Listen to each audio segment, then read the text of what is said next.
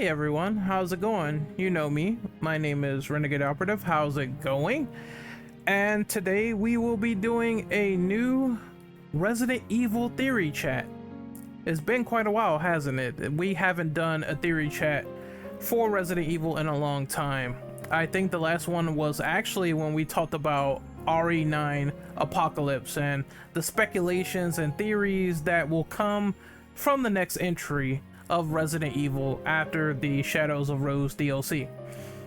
I touched upon Rose's abilities, powers, some of the stuff she might be able to do, the perfect mold lore being introduced in the story and how that was in the files, what the difference was between normal and perfect, etc. You know, that's all in that video. And then the theory chat before that was based on DMC5 and Resident Evil 6 having similarities. Like, they're not too dissimilar, actually. It's kind of scary. I will say check that out below. This is different because this news got buried under the monumental mountain that was the Grand Theft Auto 6 leaks. And this is about this DLC, Shadows of Rose.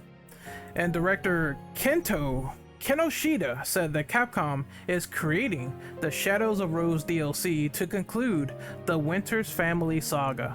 Wherever Resident Evil goes next, for the next mainline entry, will likely introduce a new set of faces or return to previously established characters we haven't seen in some time. This is huge.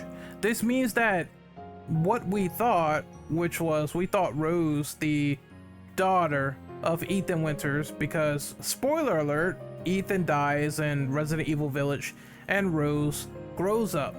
There's a legitimate time skip 16 years into the future, and we see Rose putting like a bonnet of flowers on Ethan's grave, and she threatens one of the agents there. And it's kind of like an end epilogue that sets up something for her that leaves the story open-ended to her story and taking on this mantle of playing as her in the DLC. So it's quite surprising that they basically dashed all of our expectations. We thought that Rose was going to be the next hero, the next figurehead going forward and new protagonist in Resident Evil, and that's not the case. She will definitely be a protagonist, she definitely will probably stay around, but she's probably not going to be the focal point in Resident Evil 9 as a playable character. That's not to say that Rose won't come back as some NPC or maybe important to Chris, because there's that interlinking there of them in the future timeline, and he taught her what she knows in terms of fighting and everything like that. I think that's gonna still stick in the lore no matter what they do, where they go, etc., unless the world blows up and they decide to do another reboot just because, right? Like reboot RE. I'm just kidding. I'm just fucking kidding, right? But to be serious, to be on point, I think her story is going to end here with her alleviating her powers from the Megamycete, because that's the goal of the character in Shadows of Rose. Get rid of these powers. Maybe I feel like a cursed baby, I don't know, but there's going to be some form of conflict resolution there. And then I think they're going to shift back, and here's my theory, my crazy fucking batshit bonkers theory, right? I think they're doing this because they know so many people have complained about not seeing the older characters. So RE9, in my opinion, I still feel is a game that's going to be the last hurrah for those characters. It's the only way. It's the only way that could work. It's the only way that could be a possible thing that would take precedence in the next game. And apparently this game, RE9, from what I heard, is going to be one of the longest developed mainline RE titles so far. And the only way to do that is to introduce something amazing. If we cycle back to the things that Capcom are doing, I think they're being cheeky bastards. I really do, because My theory relates to everything that has transpired so far without the coverage of me talking about that RE9 Apocalypse video. If they're going to basically say there's been 16 years post Resident Evil Village to this DLC, then what I believe is that they will not answer every story detail that you're looking forward to. So if you're wondering, where is Jill? If you're wondering, where is Leon? If you're wondering, where is Barry, Ada, etc., how are all the characters going to look? I have a strong, sneaking suspicion that Shadows of Rose will not answer all of these questions. I think they're going to leave these questions on the cutting room floor, and then they're gonna pull the rug out, show some secret, and say, hey, to be continued or whatever, right? Because I was thinking maybe Rose kneels down to Ethan's grave at the end of Shadows of Rose, and then we see it.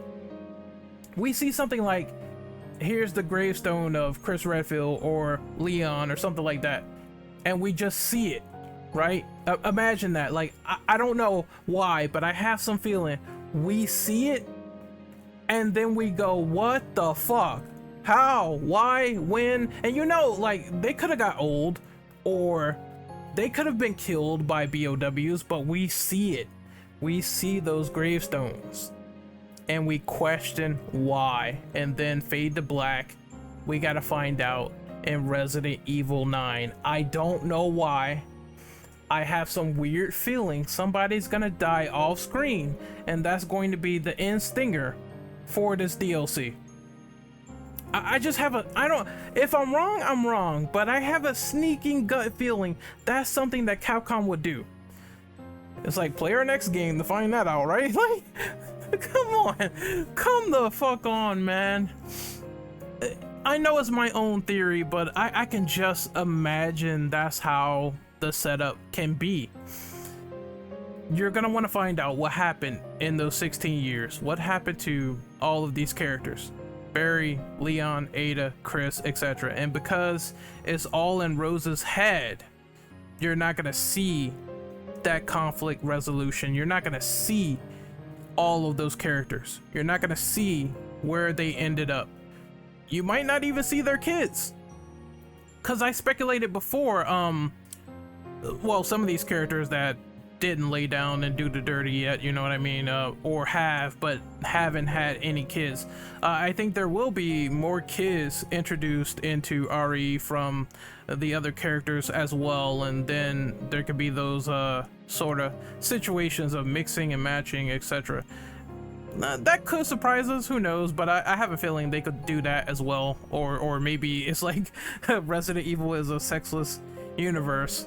So even the people who have sex really don't have sex. It's just, I don't know, however the fucking meme goes, man. However it goes. But I think RE9 now, with this new information and this news, that Shadows of Rose is gonna have an ending, but it's gonna be a shocker. Or it's gonna have something. I just know it. I just know it. Either way, 9 is gonna set up those 16 years, because like I said, as soon as I saw those 16 years, I'm like, this is story fodder. Capcom knows what they're doing. They're setting up us to go back. They want us to go back in time and witness what has happened so far before Shadows of Rose, and then maybe whatever occurs after Shadows of Rose, they'll continue on in the storyline. So I do believe, number one, this is the longest developed Resident Evil title so far. Number two, I believe that this title is going to deal with a multitude of people. It's not going to be just one character. It's going to be a lot of characters. If they want to end the characterization and they want to end previous storylines that were covered in previous games, you have to create a game where multiple characters are playable in the RE universe in order to end it properly. So I think you could bring in Leon, you can bring in Chris, you can bring in Jill, Claire, all these characters, and they have their own portion of the story. You don't have to make it bloated like RE6, where it's like fucking it's like so much disparity between the storylines. Like, just jump between stories and have the gameplay and level design and creatures still good. Something like Revelations did this perfectly, where it's like it jumped forward in time, backward in time, jump forward, backward, and it was still cool how they set up things. I thought it was smart. Being in Barry's levels, being in Claire's old levels, stuff like that. It's so awesome. It's so fucking cool. It's like I'm so just flabbergasted at how good the Revelations games were when they handled timeline stuff and jumping in between, backwards, forward, etc. That being said, it's not all sunshine and roses.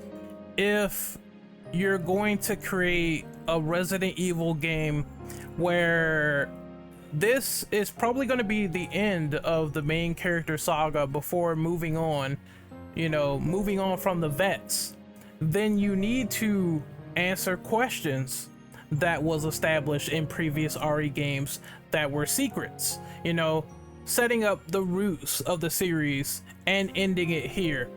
What happened to Natalia, right? Alex Wesker, her mind is in her body, you know what I mean? What happened to the connections and Bailey, taking over this other rival faction of Umbrella that has yet to be exposed? What happened to Blue Umbrella? Are they still the good guys as they pretend to be, or are they spoiled, rotten to the core? What happened to the mole in BSA North America that almost tried to get Chris killed? What happened to the family, right, from RE6? Like, did they dissolve or something? Like, what happened there? Well, they're another big faction with a lot of money. What happened to them? It's a lot of questions. What happened to Jessica Shirawat? What happened to Vester? Castaway characters. What happened to the Outbreak characters? Like, there's a lot of questions that need to be addressed. Some small, some big, and it needs to occur in this game. I just want closure. That's it. That's all I want. If you're going to make RE9 as big as it is, if this is going to be like the Metal Gear Solid 4 Guns of the Patriots version of Resident Evil, then I want all my conflict finished and wrapped in a nice bow. And if you kill somebody off screen, I want to know. If you kill someone on screen, I want to know, right? That's all I need, man. That's all I need in my life. I could go on and on, because that's not even the tip of the iceberg for how certain characters ended up and how Natalia ended up in Burton's house, Barry Burton's house, and how other characters are sort of progressing. What happened to Jill? Where's Jill? Damn it, where's Jill? It's just something that I know should be addressed, and I think that's the route they're going. If this is going to be the longest mainline RE game, take your time. Take all the time you need. Like I said, as soon as I saw that 16-year time jump, I'm like, this is fodder. This is plot fodder. It happened before. Like, BOWs can be freely distributed on the black market. Will the black market die? What's going to happen to the black market? How are they going to remedy that problem? So many questions, so little time, right? And to end off this theory chat, I want to talk about the RE9 leaks. I never talked about them before, but I did know about them, and I'm gonna go over sort of my opinion on them. Now, granted, this is from 4chan, so I'm taking it with a grain of salt. Good God, man, people also don't know how to categorize shit. I'm just looking for something like, and it's a big paragraph, and I don't want to watch like anyone else's video on it, so it's I don't know why this is so hard to get categorized, but give me a second, people. I'm on the site Give Me Sport for Resident Evil leaks. Great. Wow, 6 to 7 years of game development. Jesus Christ. Yeah, that's a long time if that's true, but it's Dusk Golem, so he has the mind of an AI gerbil. But I digress.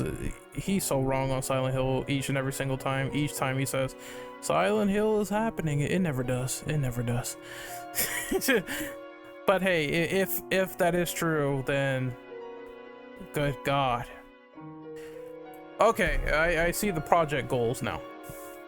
So third-person survival horror experience. They're experimenting with third person now in the Village DLC. That makes sense, because yeah, I mean, it's right there. It's right friggin' there in the DLC. Innovative partner system, so I guess that means someone's gonna be accompanying you, and I guess if they're going to treat this game as closure for certain characters, why wouldn't there be someone following you? I just hope it's not all the time and you get split up and shit goes down by yourself. Yeah, that's what I want. Who is your friend or foe? A trusting system to find biological weapons among your team.